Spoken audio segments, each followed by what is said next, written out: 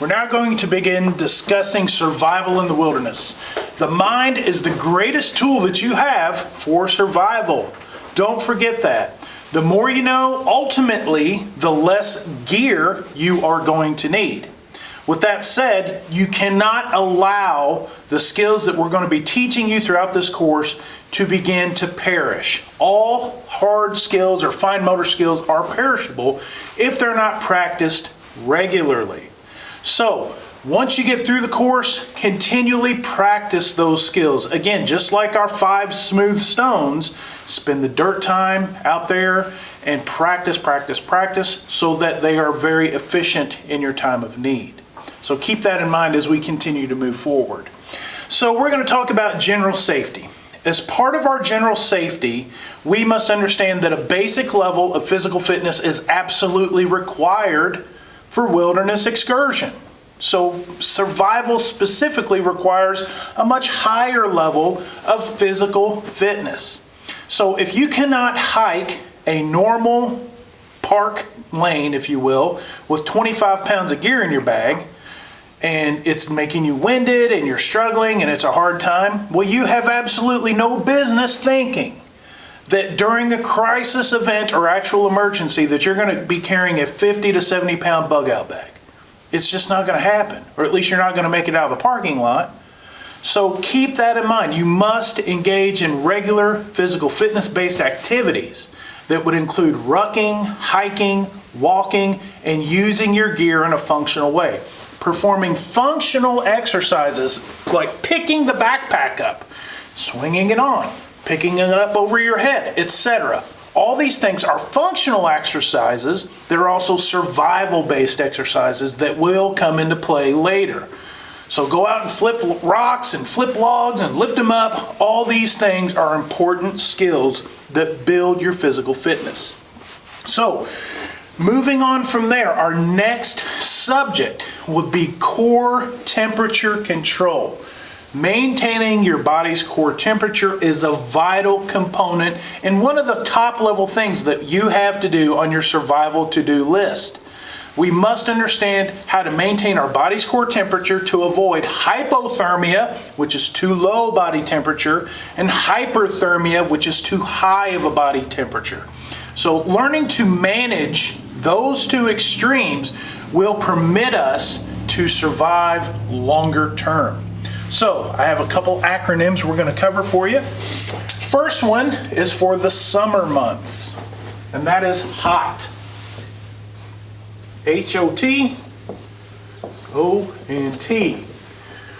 In the warmer climates, 72 degrees and above, we think of hot.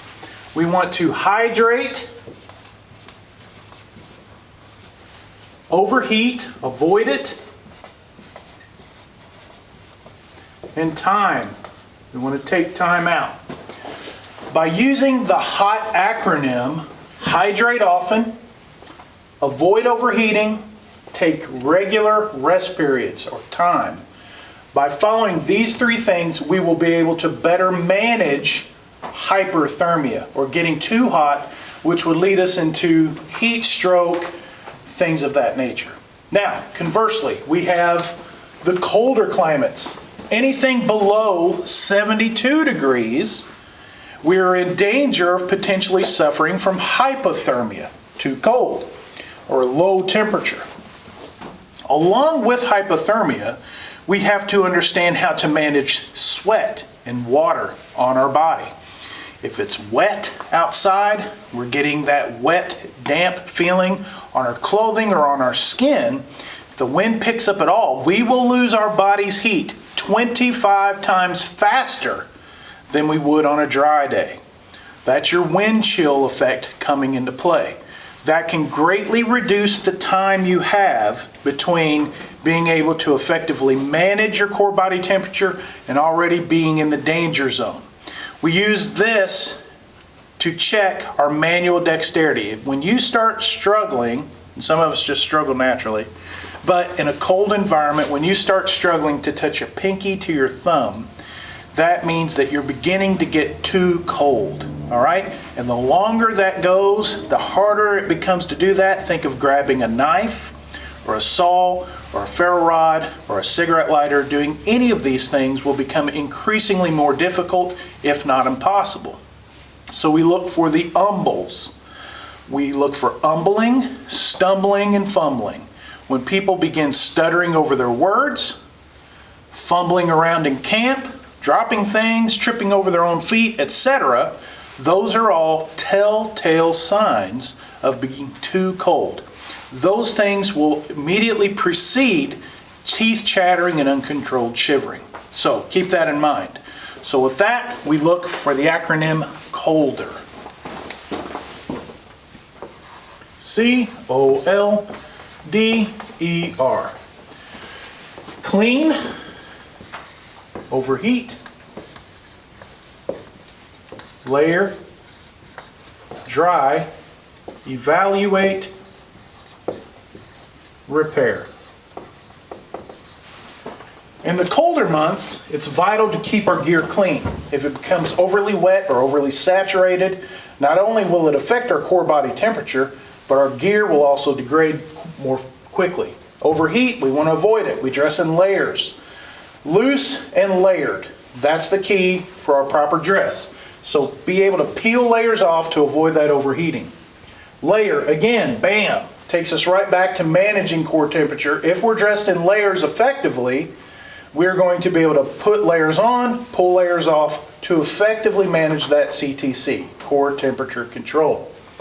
We want to stay dry. Again, dry goes right back up with being clean. If we're kneeling in the mud, kneeling in the wet snow, kneeling in the wet puddles, we're increasing our chances of becoming hypothermic. We want to avoid that, so stay dry. That also plays into the previous two. Stay dry, avoid sweating. Stay dry by avoiding covering your face in your sleeping bag, getting all that moisture and ice built up on your sleeping bag. Make sure you manage those things. Evaluate. Evaluate these previous processes continually. Evaluate the gear that you brought with you. Perhaps the footwear you brought isn't really conducive for cold and wet weather.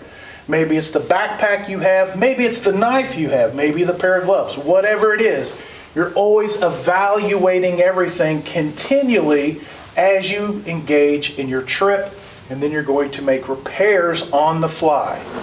As you make these simple repairs, your gear and your equipment will be maintained more properly, and there will never be a need to cut short a simple trip only due to a tear in a pair of pants or maybe blowing out a boot.